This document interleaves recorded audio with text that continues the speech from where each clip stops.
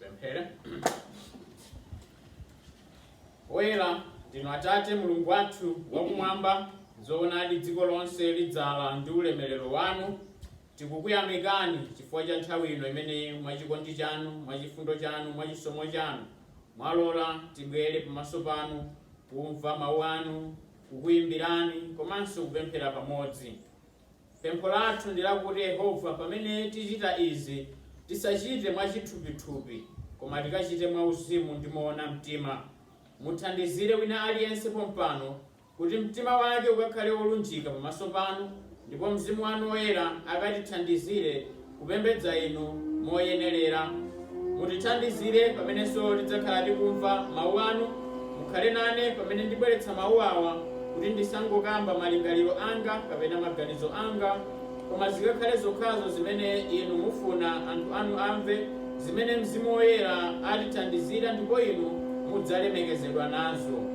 Mudalitse wina aliyense pano, mukhululukire mphulupulu zathu zonse, ndipo tipempha mutikonze komanso kutiyeretsa ndi mwazi wa Ambuye wathu Yesu Khristu. Tikumbukira abale athu, azathu ena amene mwina sanathenso kufika tsiku la lero pa zifukwa zosiyanasiyana. Ena mwina Yehova angofoketsedwa chabe. Tipempha Yehova kuti mwachisomo chanu ndi chifundo chanu muwafikire ndi kutsitsimutsanso moyo wawo ndi kuwalimbikitsa zakufunikira kwa kusonkhana pamodzi ndi iwo amene apembedza inu. Tikumbukira abale ena mwina amene ali m'matenda osiyanasiyana. Yehova mwakhudze ndinu ndi kuwapatsa mphamvu ya machiritso. Amene afedwa Yehova achitireni chifundo ndinu ndi kutonthoza mitima yawo yosweka m'nyengo yotereyi. Ndipo inde tifikiranso ena amene ali m'zosautsa zosiyanasiyana. Atate mwakhudze ndi kuwachitira chokoma chanu. Mutidalitse tonse pompano. Dalitsani mpingo wathu pamene tikhala ndi mapulani osiyanasiyana, pamene kutsogoloku tikhala tikusuntha kufika pamalo amene adagulidwa a charity. Tithandizireni Yehova pamene tikukonzekera zakumanga malo amenewa komanso kukhazikika pamalo amenewa. Chisomo chanu chikatichulukire pakuti pa ife tokha Yehova ndife anthu okanika komanso olephera.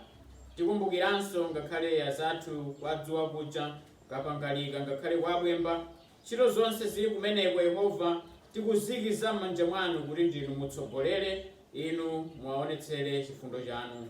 Tikumbukira kuti ntchito yakuzala mpingo tikadali nayo, ndipo pali madera ochuluka amene adasindikizidwa kuti mwina titha kufikirako.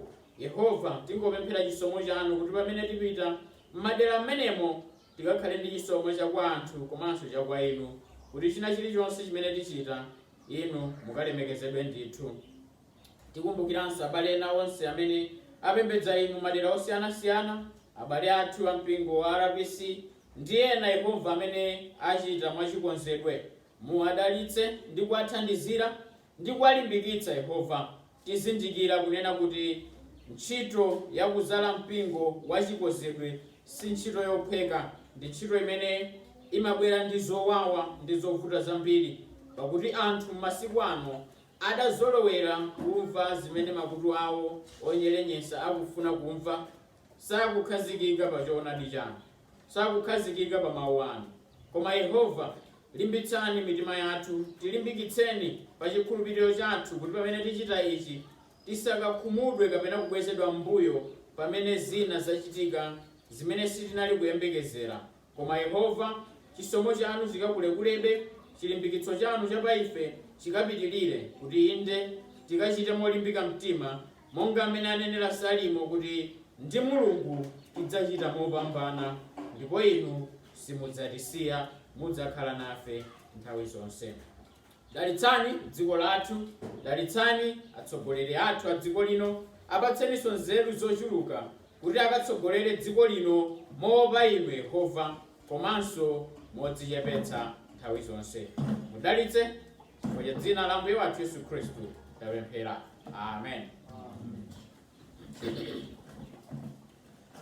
Mu tsiku la lero tikufuna tione ndime yochokera ku buku la Yoweli. Chitatu china chake mbuyomu nazawerengako Yoweli chapter 1 kuyambira verse 1 kukalekeza 4. Koma lero kufuna tipitilize kuchokera pa Yoweli chapter 1 verse yake ya 5 kukalekeza 12. Yoweli chapter 1 kuyambira verse yake ya 5 kukalekeza 12. Ndiye ndiyamba kuwerenga mawu ake a Mulungu. Verse 5. Galamukani oledzera inu, nimulire, bumani nonse akumwa vinyo, chifukwa cha vinyo watsopano, pakuti waletsedwa pakamwa panu.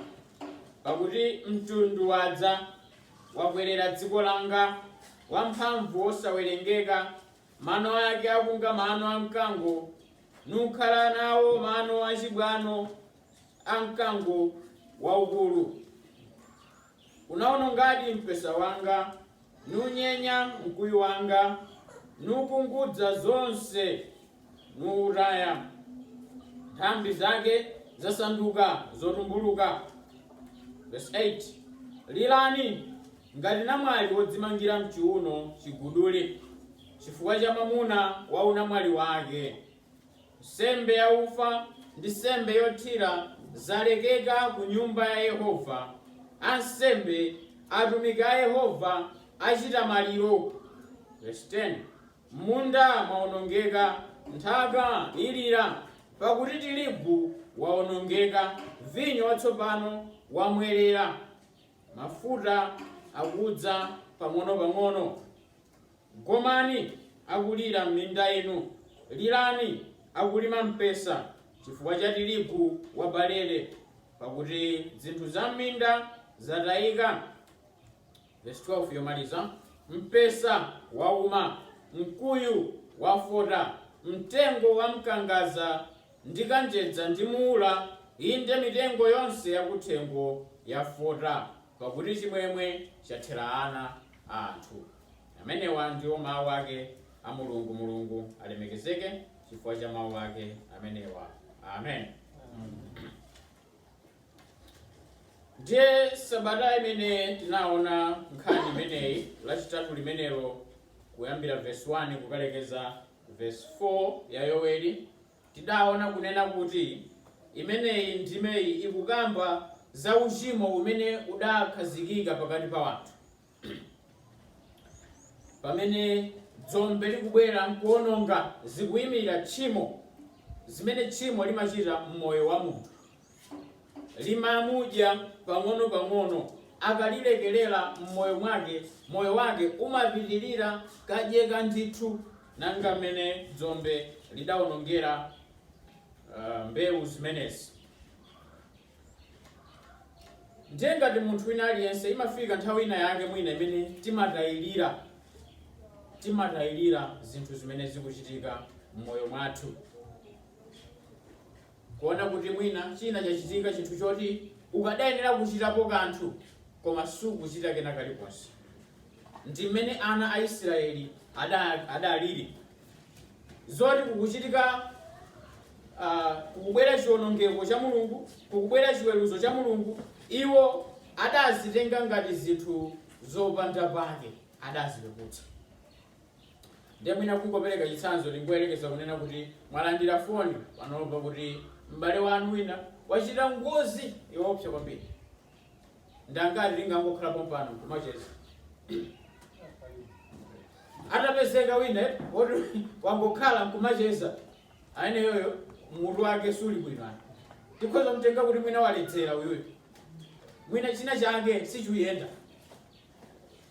Kapena tingoyerekeza nyumba mwina nthawi ya vula ite, nyumba ikudontha, munthu kumangogona abe mwemwe. Umuona kuti uyu mutu wake umayenda. Nyumba ikamadontha munthu umadzimuka kuti nkagule kapepa, kapena nkachire kuti ndiike. Kaya malata udontha kumati kodi nditseka bwanji pamene. Tsono chimene chidachitika nchoti dzombe labwera, koma ana a Israeli akuoneka kuti sakugwedezeka mkoma, sakutekeseka mkoma, akuzilenga ngati zinthu zopepuka. osafuna kuzindikira kuti kodi ichi chikuchitika chifukwa chiyani. Chifukwa chake pa vesi yake ya 5 Yoweli akunena kuti galamukani, galamukani, tembenukani, maso anu adzuke, chifukwa chimene chikuchitikachi si chinthu choti tikadangokhala phe osachitapo kanthu. Ndiye tikaona aneneri nthawi zambiri amakonda kugwiritsa ntchito mawu ngati amenewa kufuna kuyitanira anthu kuchoonadi cha Mulungu. Mwachitsanzo lidati tione ku Amos chapter 6 verse yoyamba akunena Amos akuti tsoka kwa inu chifukwa choti mwatayirira. Ana a Israeli atatayirira, Mulungu akutumiza Amosi kukawauza uthenga kuti mwina athe kutembenuka. Ndipo dzombe limeneli likubweranso ndi cholinga chomwecho kuti mwina ana a Israeli akhoza kutembenuka mtima wawo nabwerera kwa Mulungu. Imeneyi inali njira imene Mulungu anakonza kuti anthu ake adabwitsidwe ndipo alape machimo awo nabwerera kwa Mulungu. Mulungu amabweretsa nyengo zosiyanasiyana m'moyo mwathu. Mwina koma chimene chimangovuta nchabe ndikuti ifeyo tikhale ndi nthawi yodziunika ndi kudzifufuza kuti ineyo chifukwa chani ndikudutsa mnyengo imene ndikudutsayo. Mwina sitikubvetsera kwambiri mawu a Mulungu, chimene Mulungu akufuna yankhule nafe pa nyengo imene tikudutsayo. Pamenepa Yoweli akuwayitanira anthu amenewo kuti alape, atembenuke nabwerera kwa Mulungu. Ndi anthu oyambiri amene akuwatchula pamenepo apa ndi anthu oledzera. Oledzera mutha kudabwa kuti chifukwa chani wakhala akukamba za anthu oledzera oyambirira. Munthu akaledzera zimavuta kuti mwina amvetse chimene akanenera kuchita. Simungakalangize munthu oti waledzera kuti akumverani malangizo anu. Akhoza kuvomera nkuyankha, koma chifukwa choti mmutu mwakemu mowa ukadalimo zimavuta kuti amvetse chimene kuti kubwera choopsa. Ololedzera mwina utamuza kubwera mkango, zimene zonzanu. Chifukwa chani? Mowawo.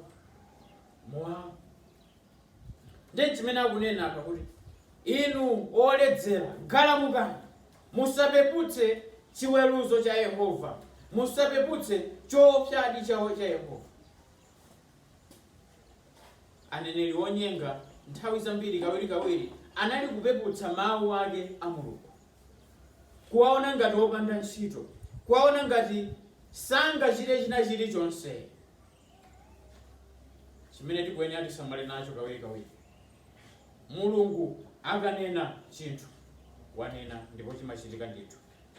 Ndipo sitikuyenera tipeputse mawu ake a Yehova kapena chenjezo lochokera kwa Yehova.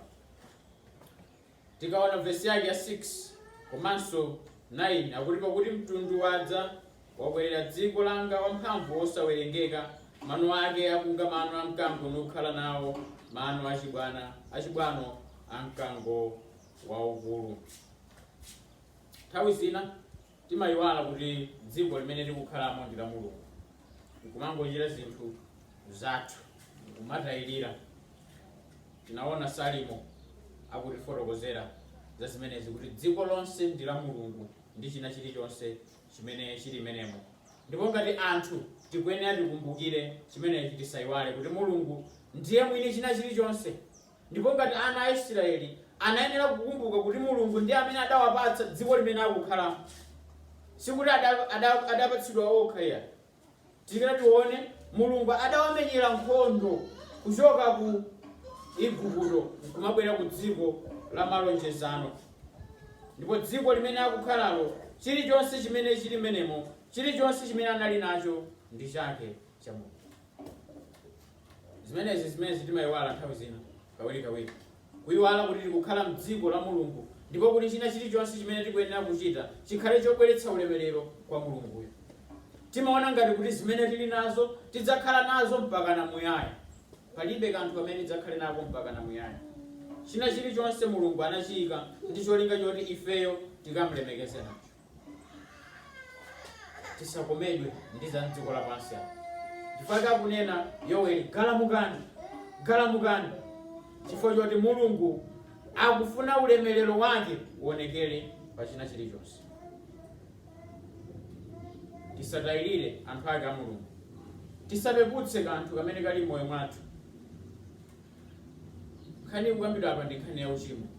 Ngataona kanthu kena kamene kakuonetsera uchimo umene ungatisokoneze moyo mwathu, tisapeputse ayayi kunena kuti zinangochitika. Kanthu kangachepe bwanji kamene kakuonetsera kuti moyo wathu utha kusokonezeka wa uzimu, tikhalepo chidwi ndi kumpempha Mulungu kuti atithandizire pa nyengo imeneyi. Tisapeputse tchimo, tisapeputse tchimo, lingachepe bwanji, lingachepe bwanji. Nchifukwa ngakhale ife makolo pamene mwana akukula tiona china chake chodabwitsa, sitikuyenera tingochipira kuti akadali mwana chidzabala choyipa, chidzabala chinthu choyipa chimene chidzatidzidzimutsa patsogolo pano. Tchimo silikufunika kulipeputsa kena kalikonse moyo mwathu, chifukwa wina aliyense akuyenera kukhala odzisanthula yekha, akuyenera munthu kukhala amene akumadzifufuza kuti kodi ine ndikuyenda motani, nkumadziyesa monga mwa mawu ake a Mulungu. Kodi chimene ndikuyichitachi, zimene ndikuyankhulazi, zimene ndikuganizazi ndi mawu ake a Mulungu ndi chimene Mulungu amafuna zikugwirizana kapena ayi? Tikatero tidzakhala Khristu amaso ogalamukadi, akuti galamukadi muChingereza kuti stay awake, osagona ayi, osapeputsa ayi chimene chikuyenda mmoyo mwanu, chifukwa kena kalikonse kali chimene kadzabala. Kodi zimene mmaganiza, zimene mmachita, zimene mmayankhula zidzabala chani? Kodi zidzabala chinthu chabwino kapena zidzabala imfa? Chifukwa tikuyenera tikhale anthu amene maso athu tikupenya, tikhale anthu ogalamuka osati anthu ogona. Chinthu chachiwiri chimene Yoweli akukamba pa ndima imeneyi, vesi yake ya 8, akuti lilani, lilani. Tsono tilire chani kwa? Akuti lilani ngati namwali wodzimangira mchiuno mchiguduli, wodzimangira mchiuno chiguduli chifukwa cha mwamuna wa unamwali wake. Mavuto akafika pa moyo wathu kaya pa banja pathu, sikuti amathera pa ife tokha, amakhalanso kuti afikira anthu ena amene atizungulira, amakhudza anthu ambiri. Tchimo lochita munthu mmodzi sikuti limathera munthu yekhayo, limasokoneza wina aliyense amene wamuzungulira. Dzombe litagwa, wina aliyense adakhudzidwa, kuphatikizapo angakhale anamwali akukambidwa pamene pa. Ndetiona pali anthu atatu, magulu a anthu atatu amene akukambidwa, pali anamwali pa vesi yake ya 8, pali ansembe pa vesi yake ya 9, komanso pali alimi pa vesi yake ya 10 komanso 11 matsika Mose. Ndiye mkhozo dapo kutoti chifukwa chani akuti namwali lilani ngati namwali odzimangirira mchiuno chiguduli chifukwa cha mwamuna wa unamwali wake. Azinti nkhani imene akufotokoza apa ikukhudza kuti akakamba namwali wa unamwali wake ndeti ndi munthu amene kuti wachita chinkhoswe ngati m'bale wathu. Munthu woti wachita chinkhoswe. Tsono mwina chinkhoswe chimene chimachitika pakati pa ana Israeli chikhozosiyana ndi ife lero lino. Ana Israeli akati munamwali wachita unamwali, amakhala kuti ameneyo ndi mwamuna wake ndithu ligale mwa malamulo, kuti palibe china chonse chimene chingawalekanitsa anthu, kupatula kunena kuti anali oti asadakhalirane pamodzi. Chitsanzo chodziwika bwino mwina cha Mariya ndi Yosefe. Pamene Yosefe adazindikira kuti Mariya ali woyembekezera, akuti analingalira kuti amutani amusiye. Chifukwa choti unali ndithu ngati ukwati ndithu kuti iwowa ndi mwamuna ndi mkazi, kudikira tsiku limene loti adzakhala pamodzi ngati mwamuna ndi mkazi. Ndiye mwelekezo kuti munthu wachita unamwali umenewu akuyembekezera kawirikawiri, makamaka azimayi amakhala mchiyembekezo chachikulu zedi kuti ine ndachita chinkhoswe, ndi kudzachitika sakuti, ndidzakhala ndi wana mwina, ndidzasamala motere, ndidzachita zotere. Amakhala ndi chiyembekezo chotero. Tsono akuyembekezera moteromo, nkudzapezeka kuti mwina mwamuna wake uja wamwalira, kapena waphedwa ku nkhondo mmene zinalili pakati pa ana a Israeli. Kuti mwina akukamenya nkhondo, waphedwa kumeneko. Mukuona ngati kuti namwali uja angakhale ndi mtima wotani, wachisoni. Kulira kwambiri chifukwa chimene chilichonse chimene anali kuyembekeza chasokonekera. Chilichonse chimene iyeyo anali kuyang'anira kuti chifika, palibe sichidzachitikanso. Amakhala ngati ndithu mzimayi wamasiye. Ndimene zimakhalira pakati pa ana a Israeli. Chimene choti mwina ife lero lino nchovuta kumvetsa, chifukwa si mmene zikhozo zimakhalira lero lino. Koma iye amati zikatero zalephera, amakhala ngati ndithu mayi wamasiye. Ndiye mungoganizira munthu woti mtsikana, maso ana a Israeli amakwati ali achichepere kwambiri. Mtsikana akhale wamasiye asadapangidwe kukwati nkhondo. Chimakhala chinthu chomvetsa chisoni kwambiri. Chimakhala chinthu cholilitsa, chodandaulitsa kwakukulu. Ndiye chifukwa kuti lilani ngati namwali. Verse 8. Lilani ngati namwali wodzimangira mchiuno. Akati amamanga nsalu mchiuno ndi kulira, kudandaula chifukwa choti wokondedwa wake wapita.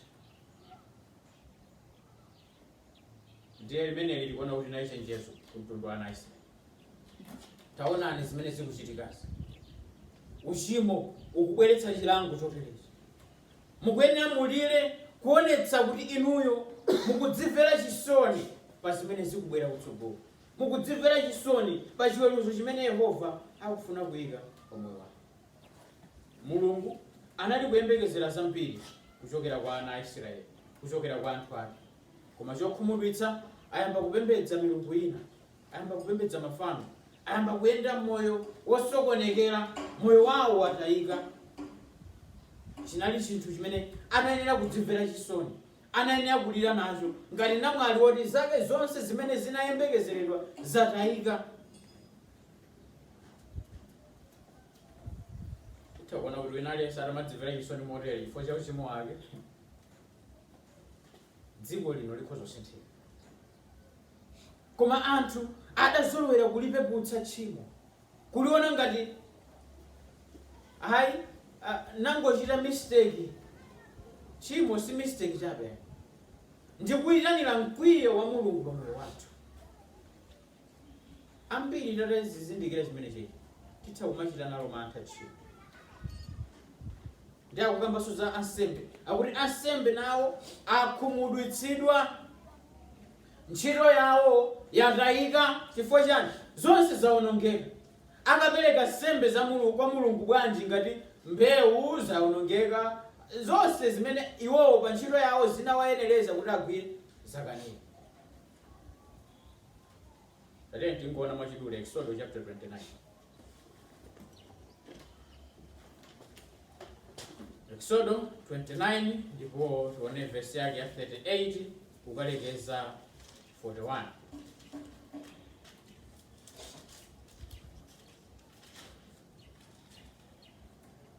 Exodus 29 verse yake ya 38 kukalekeza 41.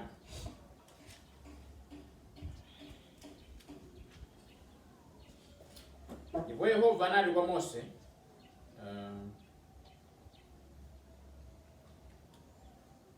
kanga darling kama verse also kuonekea 34 kukalekeza 38. Ndipo Yehova anali kwa Mose, udzitengere zonunkhira, natafi ndi sekeleti ndi kerebuna, zonunkhira pamodzi ndi lubani loona, miyeso yofanana. Ndipo uzikonza nazo chofukiza chosanganiza mwa machitidwe awosanganiza chokometsera ndi mchere, choona chopatulika. Nupere china chisalale, nuchiyike chakuno chamboni mchihema chokomanapo, kumene ndidzakomana ndiwe, uchiyese chopatulika ndithu. Koma za chofukizacho uchikonze musadzikonzere nokha china mwa makonzedwe yake amene muchiyese chopatulika cha Yehova. Aliyense wokonza china chotere kununkhizako asadzidwe kwa anthu a mtundu wake. Tate tionenso ku Numeri mwachidule. Numeri chapter 28 verse yake ya 3 kukalekeza 8. Numeri chapter 28 verse yake ya 3 kukalekeza 8.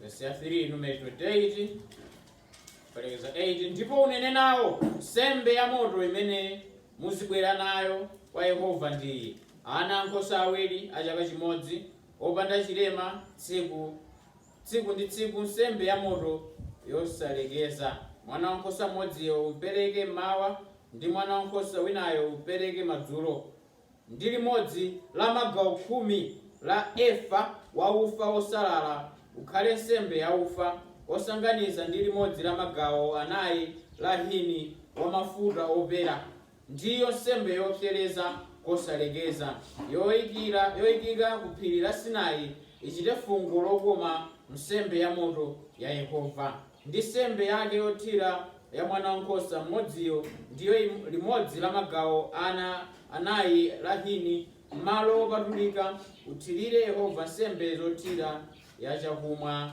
cholimba. Ndi mwana wankhosa winayo umpereke madzulo monga nsembe ya ufa ya mmawa, ndi nsembe yothira yake umpereke ndiyo nsembe ya moto ya fungo lokoma la Yehova. Ndimene zizi ndaziwerenga chifukwa chani? Chifukwa zikukamba za ziyenerezo za ntchito ya nsembe zimene zinayenera kuti iwowo agwire ntchito ya Mulungu moyenerera. Ndiye kuti nawonso ntchito yawo yatani? Yatayika, chifukwa choti zonse zawonongeka. Akamba nsembe za ufa zija zoperera zonse zawonongeka, zathera kumene chifukwa cha tsono. Zonsezi zobwera chifukwa cha uchimo wa anthu. Uchimo umasokoneza zinthu zambiri, susokoneza munthu mmodzi. Chifukwa tikuyenera tichite nawo mantha tchimo, tichite nalo mantha tchimo. Pa banja pathu tchimo limatisokoneza, pa mpingo pathu tchimo limasokoneza. Tikalekerera tchimo limaononga zambiri. Ndingati kachirombo kamene kamadya mtengo mkati, kakamadya mmene muja mtengo uja umaoneka ngati kunjawo wabwino, koma mkati mwa utani udyeka. Kenako zoti mtengo uja watani wako.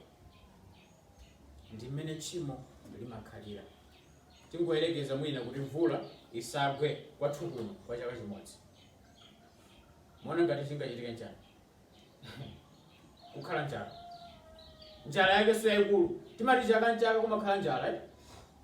Koma kuti mvula isagwe mkomwe chaka chingodutsa phu, kudzakhala mavuto ako chilala chidzapita. Ndi mmene zimakhalira moyo wauzimu. Mawu a Mulungu akayamba kupeputsidwa ndi kunyozedwa kumakhala chilala cha uzimu, chimene moyo wa anthu umayamba kudyeka, moyo wa anthu umasokonekera. Zimene zochitika ngakhale lero kuti mipingo yambiri mawu a Mulungu sakulalikidwa. Chimene Samuel akutifotokozera pa chapter 8 verse yake yoyamba, kuti pali chilala cha mawu pakati pa anthu. M'bado wathu uno uliso mnyengo yotero. Mawu a Mulungu akupeputsidwa, akuoneka opanda ntchito, akuoneka ofoka. Mwina mipingo imene imaoneka kuti ikulalikirako mawu a Mulungu imaoneka kuti yopanda uzimu. Pamene paoneka kuti mawu a Mulungu akulalikidwa, pamaoneka kuti koma mpingo ungo ulibe uzimu amatero. Koma uzichita zina zimene anthu amalakalaka nkukondwera nazo. Tikuwe haleluya, zokambala. Zimene zija zimaoneka ngati kuti uwu ndiye uzimu. Koma mpingo umene woti ulalikira mawu a Mulungu, anthu amaona ngati kumeneko ayi kudanchuluka chipembedzo kulibe uzimu. chinthu chomvetsa chisoni, chinthu chodandaulitsa. Anthu amakamba ndithu zimenezi, nkumati kodi anthu akuganizanji? Mawu a Mulungu tisawanyoze, tisanyoze. Tikanyoza mawu ake a Mulungu ndelo tinyoza Mulunguyo. Tikumuona kuti Mulunguyo ngosazindikira, alibe nzeru. Ife ndiye tili nazo nzeru, ndiye tikudziwuzanso kumene. Sitikufuna kugonjera mawu ake a Mulungu. Koma odala ndi anthu amene pa mawu ake a Mulungu amakhala omvera, amakhala ogonja, amakhala odzichepetsa. Ukulu wa Mulungu ukaonekera. Paka kuti lilani, tikuyenera tizidzilirira pamene tikuona kuti china chake chikusokonekera. Mawu a Mulungu sakulemekezera. Choonadi chake sichikuchinyadira monga mmene tiyenera kuchichita. Ndiye tikaona musimu pa vesi yake ya 11 kukalekeza 12. Pali mawu amene kuyambira kuti gomani. Kwa naona mchingerezi ndi mawu kuti be ashamed, kapena chitani manyazi. Chitani manyazi akulima m'minda iyi, lilani akulima mpesa chifukwa cha tirigu ndi barele. Alimi akutchulidwanso tsopano, namwali watchulidwa, ansembe akudandaulanso, ndipo tikuona nkhani ya alimi.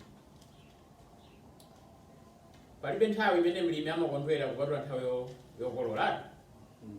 Ifo imakhala nthawi imene kuti wagwira ntchito nthawi yayitali, akuyembekezera kuti ndikakolola, ndikagulitsa izi, ndipeza kandalama, nkumachita zinthu zina pa moyo wake. Koma tikuyerekeza kuti tsano chimanga cha umamunda bwinobwino kumene timakhalira muja, timachitira muja, ndi asengasenga mkuyika m'milu mwija. Ndiye wina angobwera kudzatsa moto.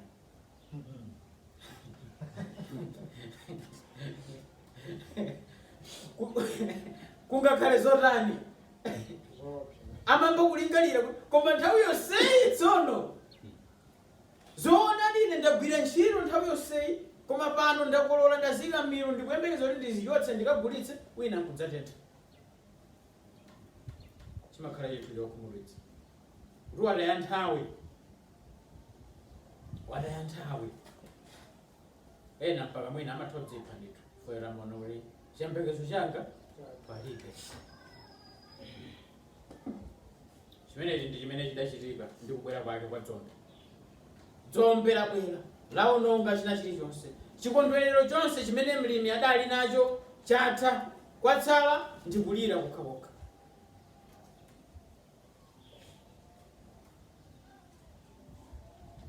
Tchimo likabwera limachotsa chimwemwe china chilichonse chimene munthu angakhale nacho. Chimwemwe china chilichonse chimene tingakhale nacho chimatha, chimasokonekera. Mlimi nthawi imeneyi tikuona kuti chikondwerero chonse chatha. Anthu a Mulungu analibe chikondwerero pa Mulungu popeza mitima yawo idaumitsidwa ndi tchimo, komanso anali kutsatirabe chipembedzo chabodza, kupembedza mafano. Ndi mmene zimakhalira. Chitani manyazi, mpaka kuti chitani manyazi. Tikuyenera tichite nazo manyazi, chifukwa chachitikachi ndi chinthu chomvetsa chisoni kwakukulu.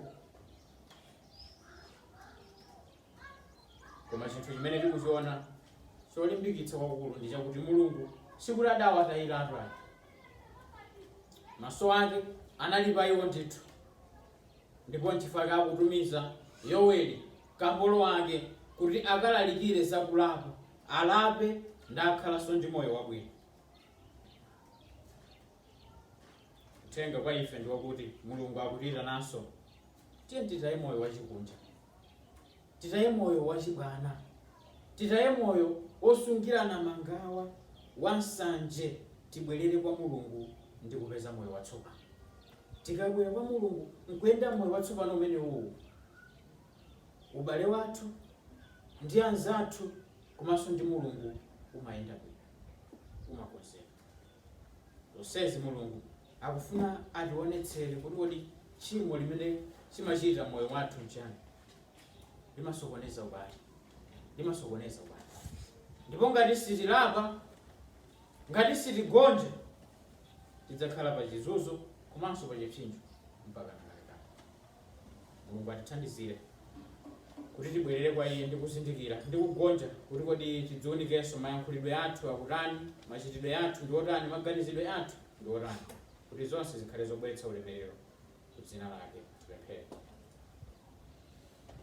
Oyera Mulungu wathu, tikukukwezani komanso kukutamandani chifukwa Inu ndinu Mulungu wabwino nthawi zonse. Tithandizireni Yehova kuti moyo wathu ukasinthike tikayende moyo watsopano, tikakhale Akhristu achitsanzo chabwino, osati Akhristu odzazidwa ndi malingaliro osayenera, mayankhulidwe osalemekeza Inu, ochititsa manyazi, machitidwe onunkha amene sakuyenera kumveka ngakhale pakati pa anthu anu. Atate, chiyembekezo chathu, chikhulupiriro chathu chili pa Inu kuti mutithandizira kuyenda mwezi ndi kugonja pamaso pake. Tiyotsereni tchimo limene lili mkati mwathu, limene litisokoneza, ndipo tipatseni moyo watsopano wolemekeza Inu nthawi zonse. Mulemekezeke, mulamandike chifukwa cha dzina la Ambuye wathu Yesu Khristu tapempha.